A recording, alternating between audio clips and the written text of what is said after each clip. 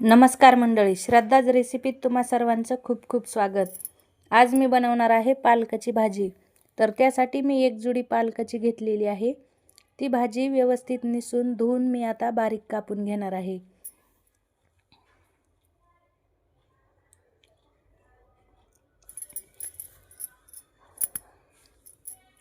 भाजी कापून झालेली आहे। आता मी कढईमध्ये पाणी ठेवलेलं आहे गरम करायला। त्यामध्ये भाजी टाकून घेतली आहे। त्यानंतर त्यामध्ये टाकलेली आहे एक छोटी वाटी तुरीची डाळ। आता ती डाळ मी मिक्स करून घेते आणि त्यानंतर टाकणार आहे अर्धी वाटी शेंगदाणे। शेंगदाण्याचा कूट न वापरता मी शेंगदाणे टाकणार आहे। ते तुम्ही भिजवून पण टाकू शकता। भाजी शिजायला ठेवली आहे, तोपर्यंत मी मिक्सरमध्ये वाटण तयार करून घेणार आहे।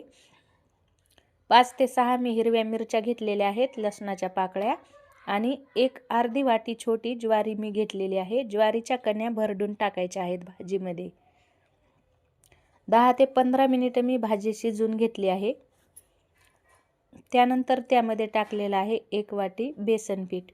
एका छोट्या वाटीने मी बेसन पीठ घेतलेलं आहे। आता ते बेसन पीठ मी भाजीमध्ये मिक्स करून घेते।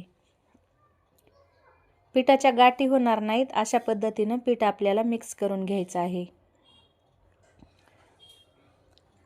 कढईमध्ये मी तेल गरम केलं आहे, त्यामध्ये टाकले आहे जिरे मोहरी, आणि आता वाटून घेतलेली मिरची आणि ज्वारी आपल्याला त्यामध्ये परतून घ्यायची आहे।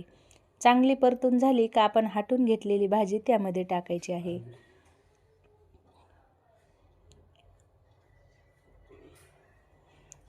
सर्व भाजी मिक्स करून आपल्याला त्यामध्ये थोडंसं पाणी ॲड करायचं आहे। कण्या शिजण्यासाठी थोडं जास्त पाणी घाला। भाजी व्यवस्थित हलवून घेऊन आता त्यामध्ये मी मीठ टाकणार आहे। मीठ टाकून आपल्याला भाजी छानपैकी अशी शिजवून घ्यायची आहे। तुम्ही पाहू शकता भाजीला खूप छान असा कलर आलेला आहे, आणि ज्वारीच्या कण्या टाकल्याने भाजी खूप चविष्ट होते। एकदा तुम्ही भाजी नक्की करून पहा। व्हिडिओ आवडला तर व्हिडिओला लाईक करा, शेअर करा, आणि चॅनलला सबस्क्राईब नसेल केलं तर नक्की सबस्क्राईब करा। 10 मिनिटं मी भाजी शिजवून घेतलेली आहे। आता मी ताटात वाढायला घेते। ज्वारीच्या भाकरी केलेल्या आहेत, आणि त्यासोबत मी मिरचीचं लोणचं घेणार आहे। मिरचीच्या लोणच्याचा व्हिडिओ तुम्ही पाहिला नसेल तर नक्की चॅनलवर जाऊन व्हिडिओ पहा।